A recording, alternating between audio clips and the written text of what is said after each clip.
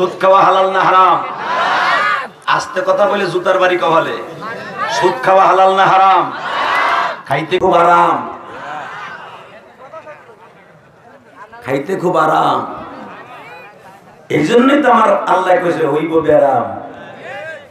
মরার সময় কেলা বাস কেমনে ঢুকাইছে এসে দেবি চান্দু ফসান্দু। এখন আমি তোরা কিচ্ছু কমু না, খাইতে থাক কুত্তা বিলের মতো।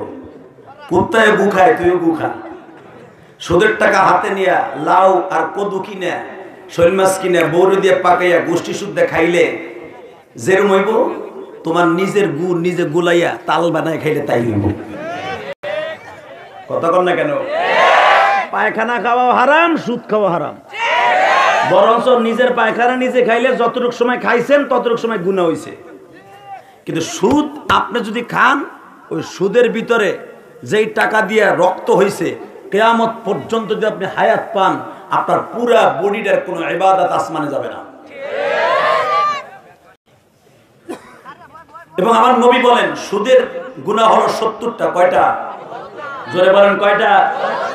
70 কোয়ালিটির গুনাহ হবে 1 টাকা সুদ খাইলে। তার ভিতরে সবচেয়ে নিম্ন শ্রেণীর গুনাহ তার মায়ের সাথে জিনা করা। মার সাথে জিনা করার গুনাহ হলে কবরে যাবেন বাবা, আর আপনার মুরগের রান দিব, কল্পনাও করেন না। পৃথিবীতে কোরআন, আল্লাহ এবং আল্লাহ রসুলের পরে একটা মাত্র দরজা খোলা আছে, যার দোয়া ডাইরেক্ট কবুল হয়, সেটা হলো মা আর বাবা। এবারে তোরা 3 জনের একজনের দিকে, ওই মাঝখানেটার এদিকে, তুই এদিকে, আর ওদিক সর, তুই এদিকে আয়। তোর জুটি ভাঙতে হইব, তোর সাথে আমি বেশি রে চালু, তুই আমার চিনস না রে। একসাথে বলেন সর্বময় ক্ষমতার মালিককে। আমি এখন আমার মাবুদের কালাম পড়ব। মোটামুটি প্যান্ডেলের সুন্দর হয়েছে, গোছালো হয়েছে। এখন শুরু করা যাক আমার মাবুদের কোরআনের অন্তত একটা তাফসীর। ইনশাআল্লাহ।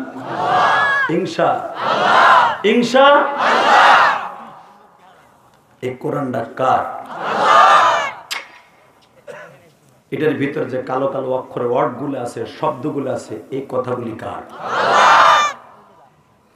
এই কোরআনের যে পাতাগুলো, এটা কার?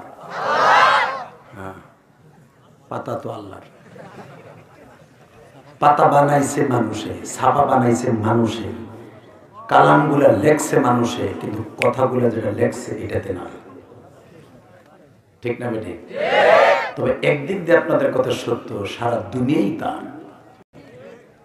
ঠিক না? কথাগুলো দিলের কানে শুনবেন। জানি না কে কয়দিন দুনিয়া বেঁচে থাকবো।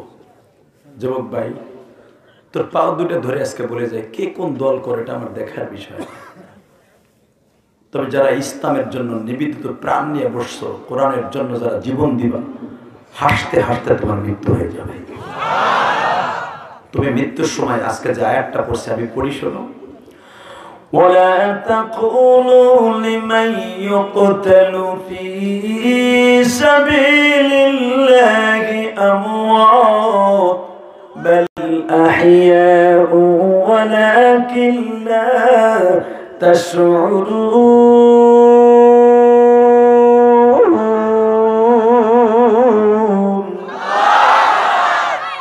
এ বান্দা মরণ কয়েক কোয়ালিটি, তার ভিতরে শ্রেষ্ঠ মরণ ওয়ালা তাকুলু লিমান ইউকতালু ফি সাবিলিল্লাহি আমওয়াত।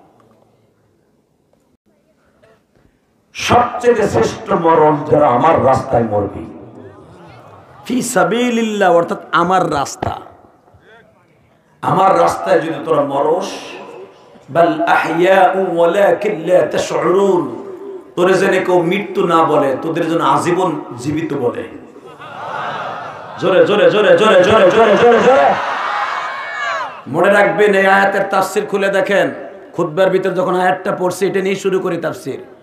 আল্লাহ যে বলছে বাল আহইয়াউ ওয়ালাকিন লা তাশউরুন, তাফসীরে বাইজাবি, তাফসীরে কামালাইন শরীফ, তাফসীরে উলুমুল কোরআন, তাফসীরে মাজহারি, তাফসীরে বায়ানুল কোরআন, তাফসীরে নূরুল কোরআন, প্রত্যেকটা তাফসীরে কিতাবে দেখবেন এই আয়াতের তাফসীর আল্লাহ যে বলছে বাল আহইয়া, নবী যারা আমার রাস্তায় মরবে তাদের মৃত্যু বলবেন না, তারা আমার কাছে আজীবন জীবিত।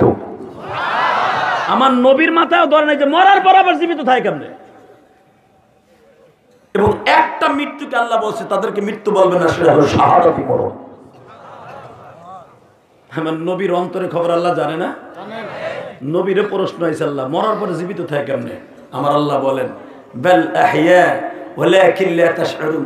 এই আয়াতের তাফসীর আবার আরেক আয়াত দিয়ে আল্লাহ কি বলে শুনেন, ওয়ালা তাহসাবান্নাল্লাযীনা কুতিলু ফী সাবিলিল্লাহি আমওয়াত বাল আহইয়াউন ইনদা রাব্বিহিম ইরযাকুন। নবী কবরে শুধু শহীদরা জীবিতই না, জীবিত মানুষের পরে ইনদা রাব্বিহিম ইরযাকুন। জীবিত মানুষ যখন 3 বেলা খায়, আমি 3 বেলা খাওয়ান দেব কবরের শহীদদেরকে। ইনদা রাব্বিহিম ইরযাকুন, আমি রবরে খাবার খাওয়াবো। নবী আরো আশ্চর্য হয়ে গেলেন, যেটা আবার কেমন মরণ, কবরে যাই খাও না। আবার নবীর মাথায় ধরে না, কারণ তখন তো নবী যুদ্ধে নামে নাই। নবীর সামনে একজন মাত্র মহিলা শাহাদাতের সুদা পান করেছিল, তার নাম ছিল সুমাইয়া। কি নাম? যুবক, পৃথিবীতে কি এমন কোন সন্তান দেখছো তার মা কি উলঙ্গ দেখে? কিন্তু সুমাইয়ার সন্তান, এই আয়াতের তাফসীরে দেখো এখানে 10টা তাওজি বর্ণনা করছে ইমাম মাযহারি। আল্লামা আলুসী রহমাতুল্লাহ 10টা বর্ণনা করছে জীবিত আল্লাহ কেমনে কবরে রাখবে শহীদদেরকে। এখন কানবা, আমি জানি না এই মাহফিলে কার জন্য মা নাই, কার জন্য বাবা নাই। আমি ইলিয়াস রহমান জাহেদি তোমার মতো মা হারা, প্রতিটা রাত্রে মা মা কইয়া কান্দি। যে সন্তান তার মায়ের জন্য জীবনে একটা দিন কাঁদবে, সে আলেম হোক, আর স্কুল কলেজের বন্ধু হোক, বুয়েটের ইঞ্জিনিয়ার হোক, ঢাকা বিশ্ববিদ্যালয়ের চ্যান্সেলর হোক, যে ডিপার্টমেন্টেরই হোক, যদি কোনোদিন কোনো সন্তান তার মায়ের জন্য কাঁদে, আমার আল্লাহ তার জাতের কসম করে বলে, সন্তানের চোখের পানি আমি আল্লাহ সহ্য করতে পারি না। আর মা যদিও ঠিক মতো নামাজ পড়ে নাই, গুনাহ করে কবরে গেছে, আমি আল্লাহ সন্তানের চোখের পানি মেসেজ করে আমি ওর মাকে মাফ করে দিব।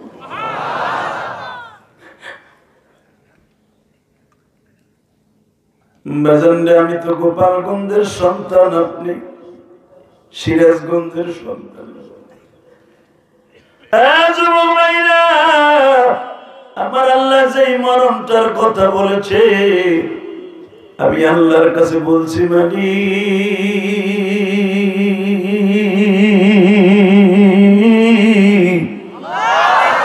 তুমি আমার এমন একটা মরণ দিবা যেই মরণ মরলে কোনো টেনশন নাই।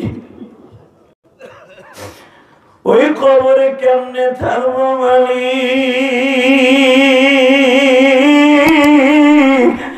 যেখানে মা নাই, বাবা নাই,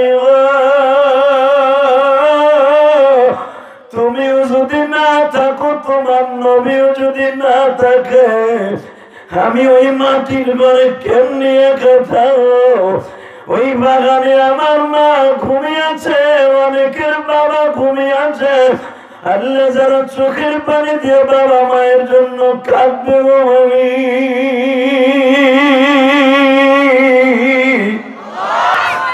তাদের বাবা মায়ের কবরটা জান্নাতের বাগান বানায় দিবা।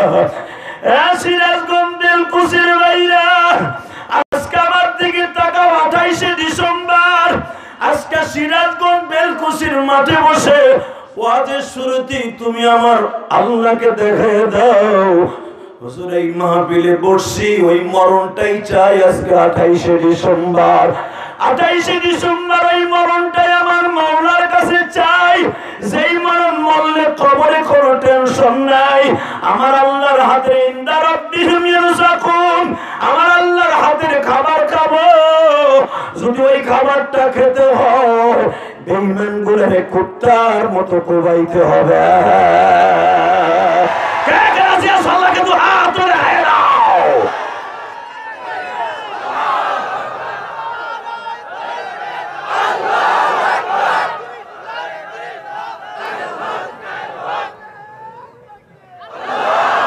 তাকবীর কেউ বসে পড়ে দিবা না, তাকবীর দেওয়ার নিয়ম হলো হযরত ওমরের মতো দাঁড়াই পড়ে দেয়া। আল্লাহু আকবার বলো তো। ইসলামিক মিডিয়া 426 ইউটিউব চ্যানেল, সবাই চ্যানেলটি সাবস্ক্রাইব করুন। আমাদের নতুন নতুন ওয়াজ মাহফিল পেতে সবাই সাথেই থাকুন। ধন্যবাদ।